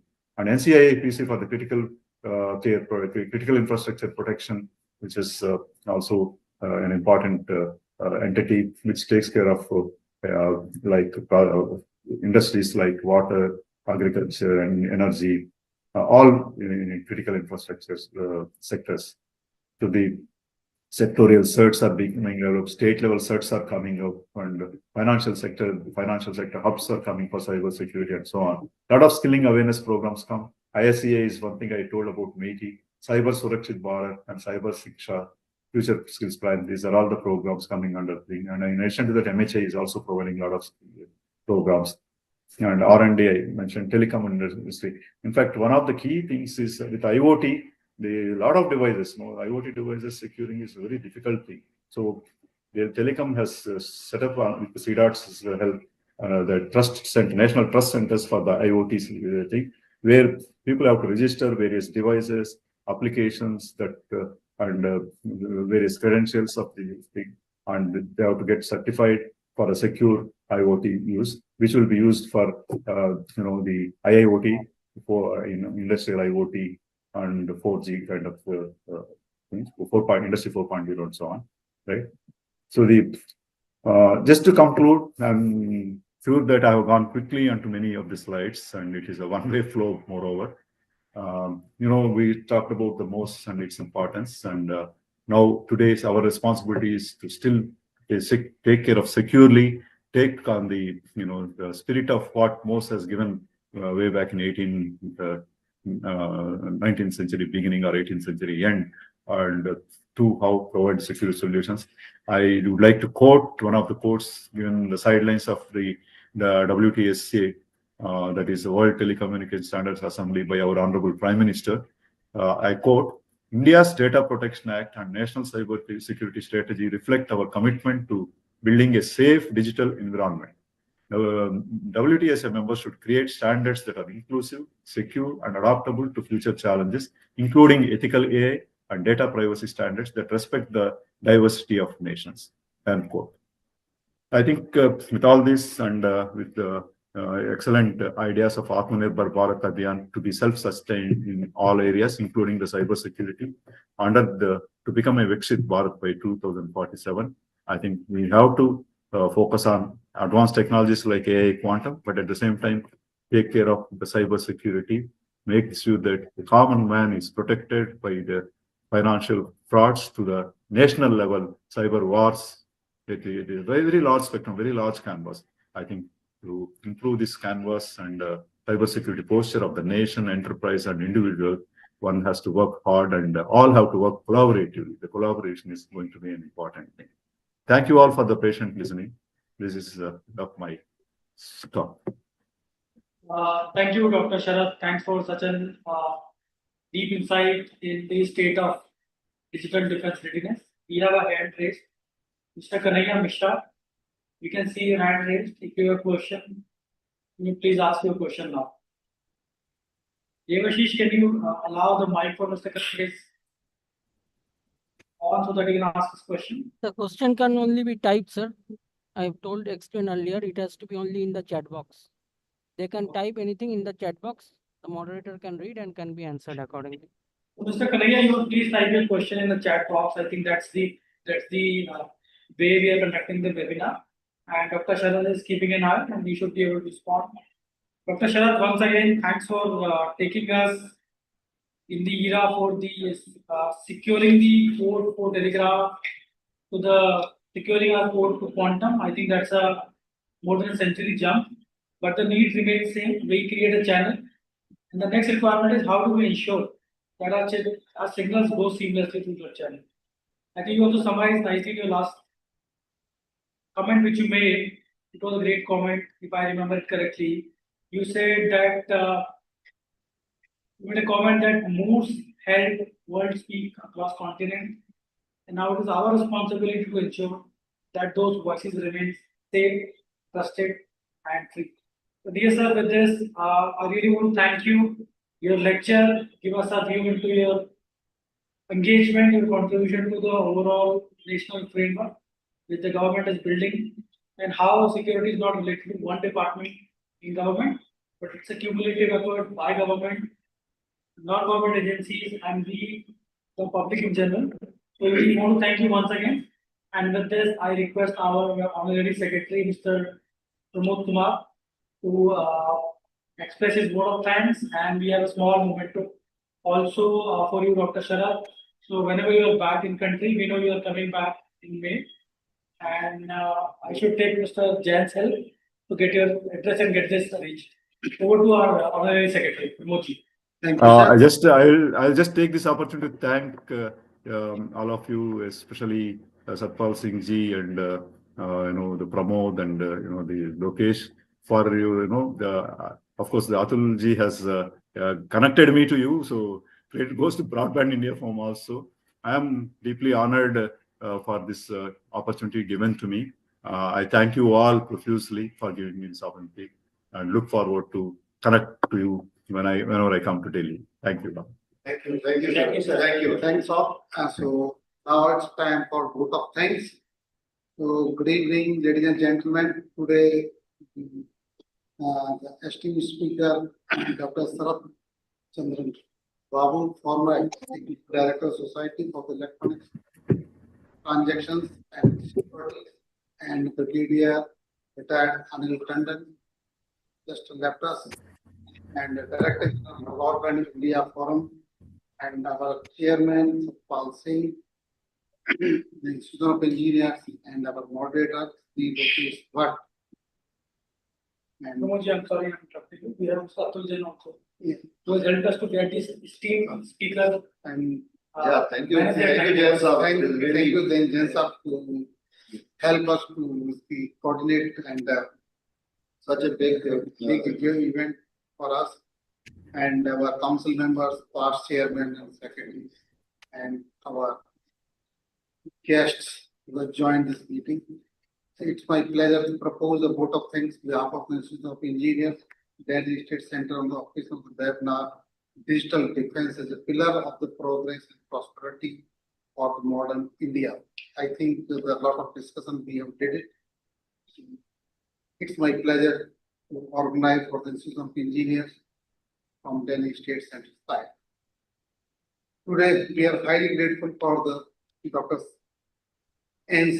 Chandrababu, former Executive Director, Society for the Electronics and Transactional Security and Behavior in London, and Director General Broadband and Forum of the grace occasion of the speaker in spite of their busy schedule. I also extend my sincere thanks to Lokesh Bhatt, who have organized and moderate of this webinar, coordinating this webinar. I extend my sincere thanks to past chairman, council members, guests, members, II members, engineering, and gracing for participation. Thank you and Jai Hind, Jai Bharat. Thank you very much. Thank you, sir. Thank Thank you, you, Dr. everyone. Sarath. I think it is a very good webinar we have conducted by Delhi State Center of Institution of Engineers, and hope some more webinar in different engineering discipline also will come up. Maybe some other chemical, mechanical, civil, some other discipline also. So it will be a very good knowledge sharing for all the participants. Thank you, sir, Chairman, sir, and the Honorary Secretary, sir, and all the participants, the panelists, the moderator, and all those who have been listening to this webinar for a long time. I think that will be a great knowledge taking by them, as it has been covered from the electronics communication system till the cyber security. It is a vast domain which has been covered today. And thank you once again. I think we can, with the permission of the chair, we can end this webinar. Yes, sir. Thank you, everyone. Thank you very much. Thank you. Thank you all, sir. Thank Great. you, sir. Have a nice evening. Yes. Good evening. It's a great program. I was